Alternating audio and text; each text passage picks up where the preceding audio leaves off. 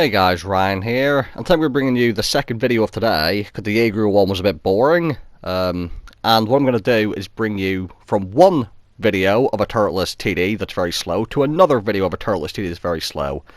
This time I'm in the E3 on Dragon Ridge. I'm platooned with Felix in a 6TP, and this is not the map I want to see because it's humongous, and there's 2 artillery. So, not ideal, but I've actually been having some decent games in the E3. I used to love this tank, but a few years back they nerfed it, and then I stopped playing it and stopped enjoying it. But recently I was playing it just to prove a point with the Jaeger of how much I hate these things, and actually I've actually been enjoying getting decent games with the E3, not so much with the Jaeger. And this game's going to be, well, mainly it's me fucking up towards the start of it in quite a serious way. Now, the E3 is apparently less accurate than a Jaeger. It's 0.36 instead of 0.35. You think it doesn't sound like much, but as I said in the Jaeger video, the Jaeger doesn't feel like 0.35, and the fact that it's meant to be less accurate than it is a problem. I decided to drop down because I can't be arsed fucking sniping up on the hill. I do spot the Type 5 Heavy and the Jaeger, and I just start angling in case Jaeger shoots at me. I don't really want to sit here because of the 2 artillery, but if I can hit the Jaeger, I'm going to do so. About to reload, he's trying to back up. And as well as hitting them, I do actually set them on fire, which is very helpful. Conqueror's putting a shot into me, but I don't give a fuck, I'm in an E3. Now my gun gets damaged here, and I try to fix it. Instead of fixing the gun, I repair the yellow tracks. And I only carry 1 repair kit on pretty much every vehicle. So that now means I have to go through the entirety of this game in a tank that wasn't particularly accurate to begin with a broken gun.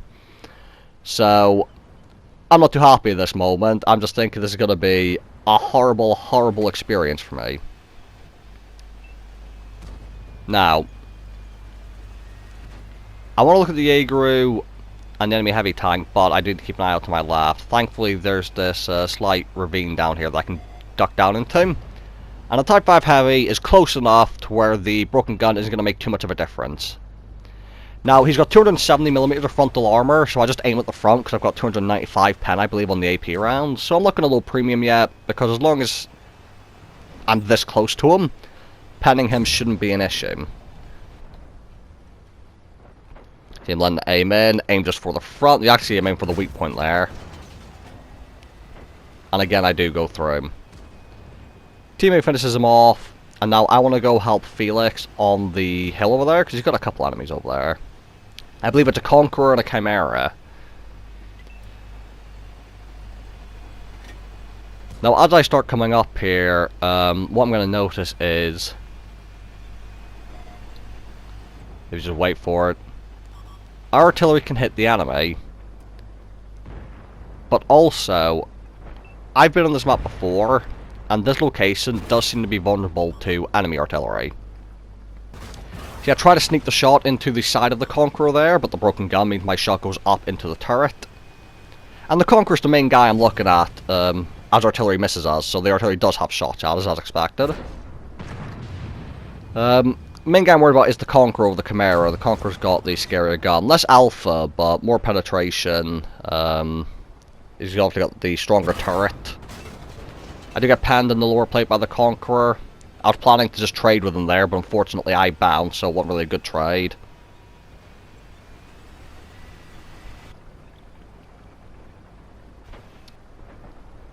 Now, I'm about to reload, so I'm going for it. This time I'm intending to trade, and I'm intending to make sure I pan him this time. I do get the pan on him, and thankfully I actually don't need to trade here, as he doesn't put a shot back into me, which is very nice.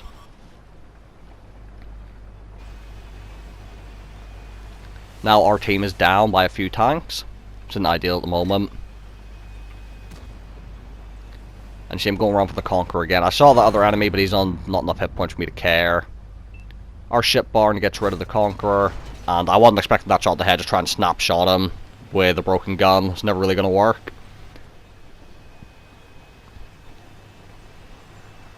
Now, the issue with this game is, at the moment, there's still 2 artillery, and they have a Death Star. Now, Good about the E3 is, the E3 takes Death Star shells pretty well as long as you stay held down. Because I've also got the Spall liner on this. And you don't take too much damage from Death Stars, if they shoot at you with Haas. I said, providing you're like fully held down. So I go to sneak round, and there's just a wild Super Conqueror appears out of nowhere, so my Spidey sense was tingling. I actually came to check and look for the Jagdpanzer E100 is why I came down here, because I thought the Jagdpanzer would be coming up. But he's actually just at the back there. So get rid of the Super Conqueror is actually quite nice then. Now, you're going to see something. Jaeger has decent armor, and with my broken gun, I'm worried that I'll miss his weak points. If I'm for the lower plate, I might hit the upper plate. So what I do is, he's on low hit points, I load a high explosive shell. That way, it doesn't matter where I hit him, just as long as I hit him anywhere, he should die. The other tank over here is an SU-130PM, so he's got fuck all armor, so again, the high explosive shell being loaded is quite good, because if I hit him, he should be fucked. Here's 1100 hit points, my high explosive shells have an average of 1100 damage. And I come round, the SU-130PM drives out. I do low roll, but, you know, I'm not going to complain with a low roll over 1000. Jaeger finishes off Felix. And as I said, thankfully, even though I've got the arse of him, I can just aim anywhere with high explosive. And this game, you're going to see high explosive actually comes in clutch. Then I'm going to start backing up to avoid the artillery, and also I want to drive back to base, because you see on the map, the light tank's over there, I don't want to get capped out, and I'm already quite far away from base, so it's a bit late to be thinking about not getting capped, because if the enemies want to do it, they could do. Although, we do have a teammate towards base, so as long as he can hold on till I get over there, I do have most of my hit points left.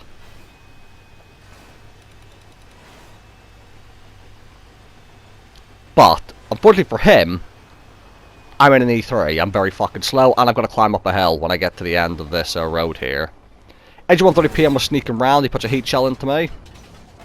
Probably one of the few tier 8 tanks in the game with enough penetration to go through the machine gun hatch of an E3.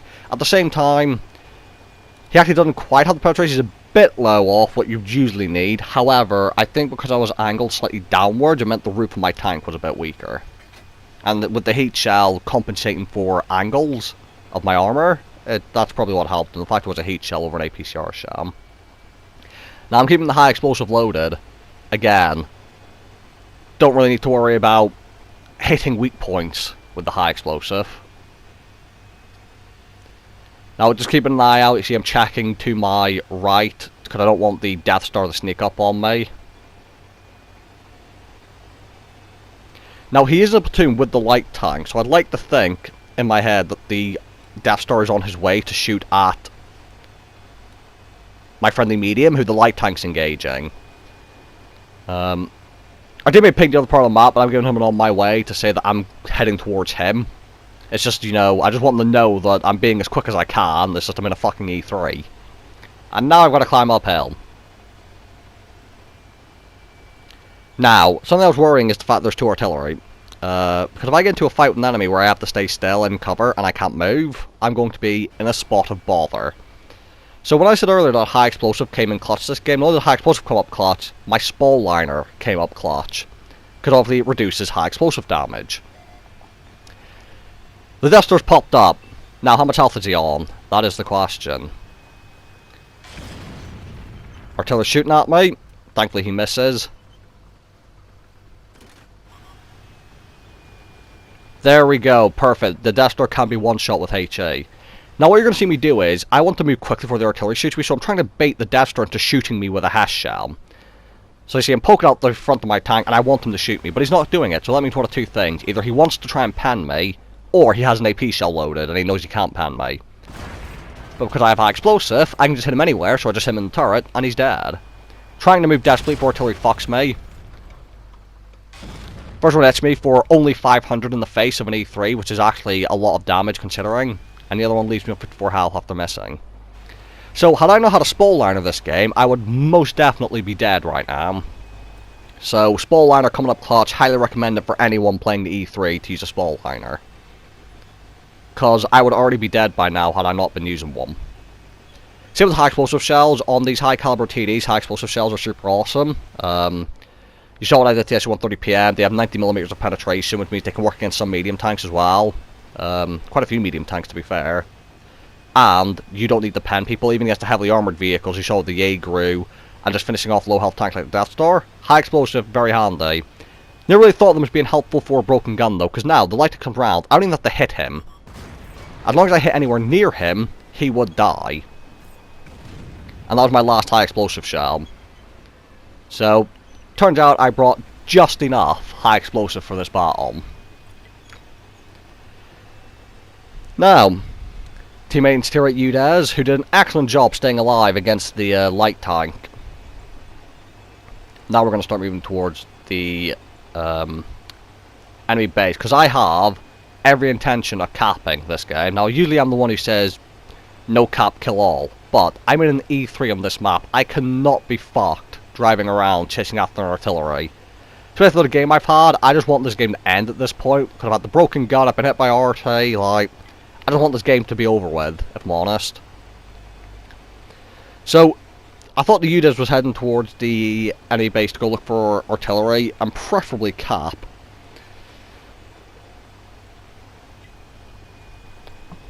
And I'm not skipping forward just yet, because what you're going to see is, as we're on our way to the enemy base, if you remember where the 212 shot me from, he shot me from our side of the map, not their side of the map, and he actually gets spotted here.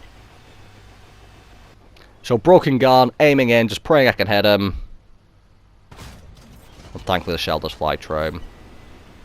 And now I'll skip forward to the end of the base capture, because it turns out our UDES actually doesn't want to cap the base.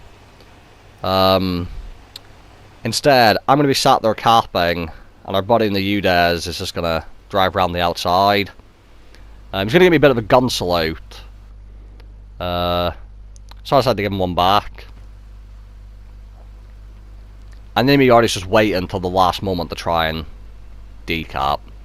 And it was quite nerve-wracking, because obviously he can kill me now, because of how little hit points I'm on. Shot comes in, he misses, we win by capping, and I'm just thankful this game's over. Like, a whole game spent with a broken gun because I'm a fucking idiot.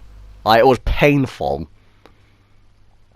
But, Spall came in clutch against the artillery, and high explosive shells came in clutch for my broken gun, meaning I didn't have to hit weak points. So 42,000 profit, 5,400 damage for the high caliber, 500 assistance, 2,000 blocks, 6 kills for the top gun, and that was an ace tanker in this vehicle. Felix came second on damage with 4k, so me and him doing work again. I'll just say to everyone, bring high explosive shells in your high tier TDs, and on the E3, I 100% recommend the Spall liner, because as you saw, had I not had a Spall liner that game, I wouldn't have fucking survived. So thank you guys for watching, hope you guys enjoyed the video, and I'll see you all in the next one.